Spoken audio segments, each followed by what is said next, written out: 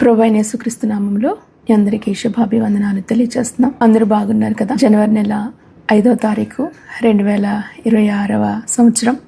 మరి దేవుని కృపలో మరొక దినాన్ని ప్రభు మనకు అనుగ్రహించారు.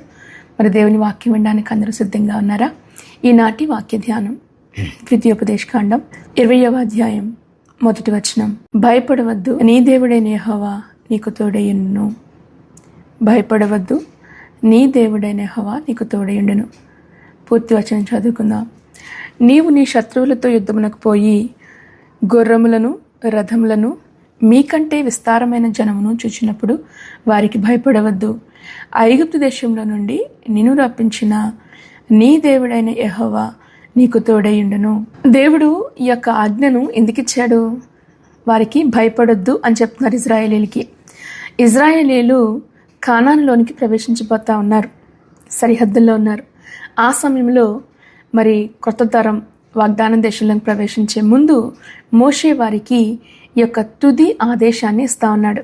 వారు ఎదుర్కోవాల్సినవి చాలా ఉన్నాయి. అంటే బలమైన రాజులు, గుర్రాలు, రథాలతో కూడిన అధునాతన సైన్య బలగాలను వాళ్ళు ఎదుర్కోవాలి, వారితో యుద్ధం చేయాలి.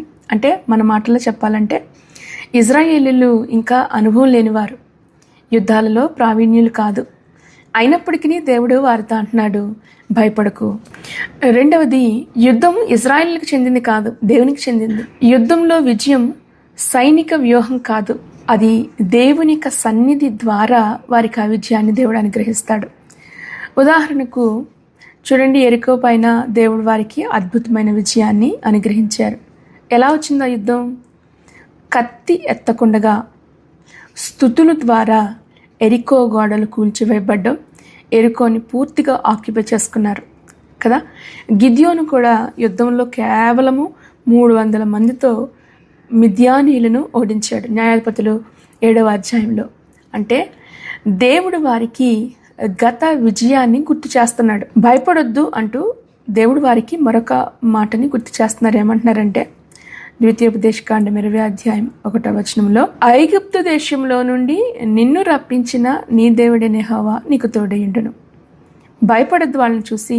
అయితే ఐగుప్తు దేశంలో నుంచి నేను నిన్ను రప్పించాను, ఇప్పుడు ఈ రాజ్యాలను, ఈ సైన్యాలను చూసి మీరు ఎందుకు భయపడాలి అంటున్నాడు అనమాట. ఇజ్రాయేలీలు భయపడే వారిని దేవుడు ఓడించగలడు అని నిరూపించబోతా ఉన్నాడు.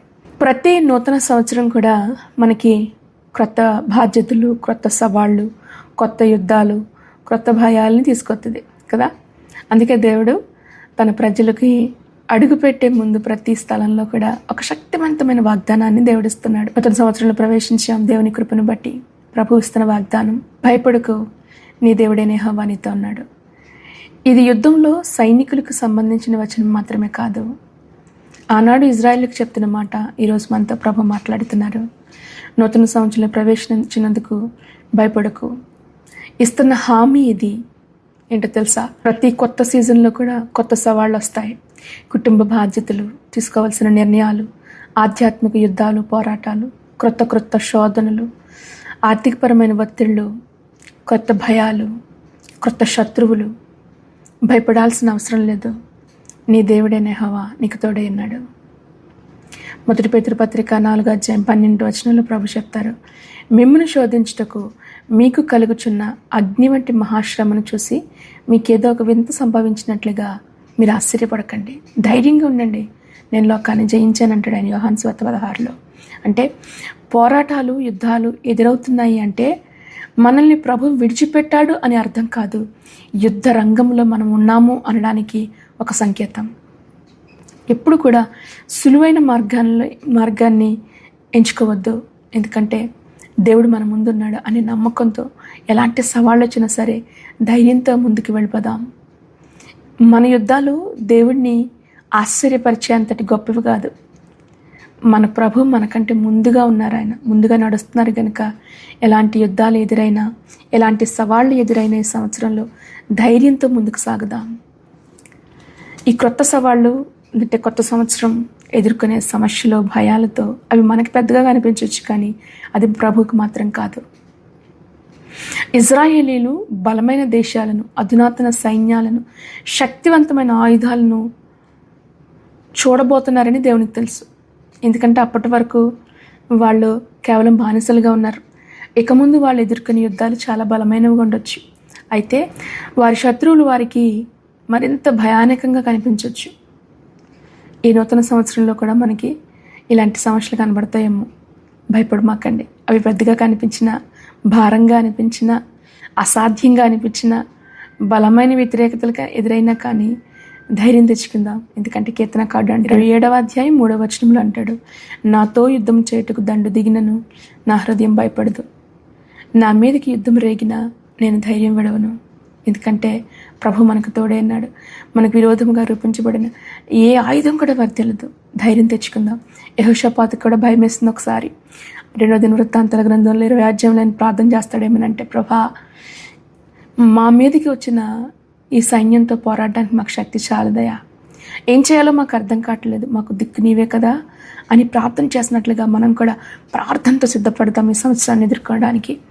మీ యొక్క బలాన్ని శత్రువుతో ఏ రోజున కూడా పోల్చొద్దు. శత్రువుని నీ దేవునితో పోల్చొద్దు. మీకు పెద్దదిగా కనిపించిన సమస్య ఎప్పుడు కూడా ప్రభువుకి పెద్దది కాదు. నీకు ముందున్న సవాలు గొప్పది కావచ్చు, కానీ అంతకంటే మిక్కిలి గొప్పవాడైన దేవుడు నీ ముందున్నాడు. ధైర్యం తెచ్చుకుందా. దేవుడు ధైర్యాన్ని ఇస్తున్నాడు. ఆయన చెప్తున్న మాట ఏంటో తెలుసా? భయపడకు. ఇది సలహా కాదు, ఇది ఆజ్ఞ. ఎందుకంటే భయముతో ఒక్క అడుగు కూడా ముందుకు వేయలేం. భయముతో దేనిని కూడా సాధించలేం. ఇంకా చెప్పాలంటే భయం నిన్ను వెనక్కి లాగేస్తుంది, అడుగు వేయకుండా నిన్ను ఆపేస్తుంది. దేవుని సన్నిధి మనకి యొక్క ఆయుధం. ఎందుకంటే మీ దేవుడైన యెహోవా మీతో కూడా ఉన్నాడు. ఇజ్రాయేలీలు వాళ్ళ యొక్క సైనిక వ్యూహం కానీ, వాళ్ళ బలం, నైపుణ్యం, ఆయుధాలు, వారు ఉన్న సంఖ్యను బట్టి వారికి విజయం కలగలా. వారు గెలవడానికి కలిగిన కారణం దేవుడు వారితో ఉన్నాడు. ఈ రోజున ప్రభు నీతో ఉన్నారా? ప్రభు యొక్క సన్నిధి నీతో ఉందా? ప్రభు యొక్క సన్నిధిని మీరు వెతుకుతా ఉన్నారా? అయితే విజయం మీదే. ఇదే దేవుని యొక్క సన్నిధి మీతో కూడా రావడానికి ఆశపడండి, ప్రార్థన చేయండి, అడగండి, ప్రభా నీ సన్నిధి మాతో వస్తే తప్ప మమ్మల్ని ముందుకు తీసుకుని వెళ్ళొద్దయ్యా. మీ ఉద్యోగాలలో, మీ కుటుంబాలలో, పరిచర్యల్లో ఎలాంటి నిర్ణయాలు తీసుకోవాలనుకున్నా సరే ప్రతి యుద్ధంలో కూడా దేవుడిని పక్షంగా ఉండి ఆయన పోరాడతానని వాగ్దానం చేస్తున్నాడు. ఆయన సన్నిధిని కోరుకుందాం, ఆయన సహాయాన్ని కోరుకుందాం. రోమిలు రాసిన పత్రిక 8వ అధ్యాయం 31వ వచనం మనకు సెలవిస్తూ ఉంది, దేవుడు మన పక్షంగా ఉండగా మనకు విరోధి ఎవరు? ఆయన మన పక్షంగానే మన ప్రభు నిలబడబోతా ఉన్నాడు. దేవుడు మనల్ని విడిచిపెట్టడు. ధైర్యంతో ముందుకు సాగుదాం. దేవుడు గత విజయాలను వాళ్ళకి జ్ఞాపకం చేస్తున్నాడు. ఏంటో తెలుసా? ఐగుప్తులో నేను మీకు సహాయం చేశాను, ఐగుప్తు నుంచి నేను మిమ్మల్ని విడుదల చేశాను. మన జీవితాల్లో ప్రభు చేసిన కార్యాలను జ్ఞాపకం చేసుకుందాం. భయం నుండి విముక్తి పొందుదాం. మిమ్మల్ని ఐగుప్తు నుంచి బయటికి తీసుకొచ్చింది ఎవరు? దేవుడు ఐగుప్తుని ఎందుకు ప్రస్తావిస్తా ఉన్నాడు ఇక్కడ? ఆలోచించండి.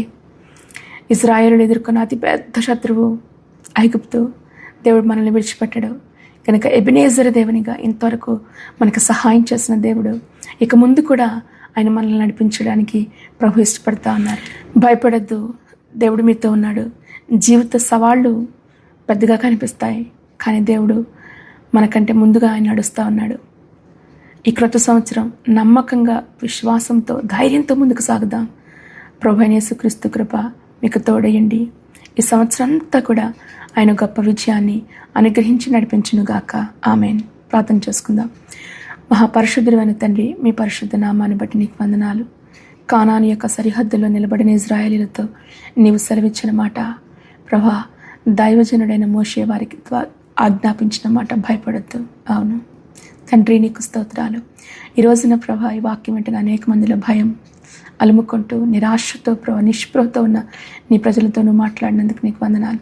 భయమును జయించి విశ్వాసంతో ముందుకు అడుగు వేసే కృపను దయచేయమని అడుగుతున్నాం. ఎందుకంటే మా పక్షముగా యుద్ధం చేసే దేవుడవు నీవు, పోరాడుతున్న దేవుడవు నీవు తండ్రి. సంవత్సరపు ఆరంభంలో మేమున్నాం తండ్రి. సంవత్సరం కాలం అంతా కూడా కావలసిన కాపుదల, భద్రతని బిడ్డలకి దయచేసి నీ సన్నిధి, మేము ఎక్కడికి వెళ్ళినా కానీ నీ సన్నిధి ప్రభా మాతో ఉంచండి. నీ బిడ్డలకు ప్రభా తలపెడుతున్న ప్రతి కార్యాలలో కూడా నీ విజయమును దయచి, బిడ్డలకు చదువుల్లోనూ ప్రభా, కుటుంబ సమస్యల్లోనూ, ఉద్యోగ ప్రయత్నాలలోనూ ప్రభా, క్రొత్తగా ఆరంభిస్తున్న వ్యాపారాలు, అన్ని విషయాల్లో, ఆరోగ్య సమస్యల్లో నువ్వు సహాయం చేయి. నీ సన్నిధిని తోడుగా ఉంచి నడిపించమని ప్రతి ఒక్కొక్క బిడ్డని వాక్యం వింటున్న ప్రతి ఒక్కొక్కరికి ఈ వాక్యం దీవెనకరంగా, ఆశీర్వాదకరంగా ఉంచమని ప్రభువైన యేసుక్రీస్తు నామములో ప్రార్థించిన బిడ్డలను ఆశీర్వదిస్తున్నాము తండ్రి.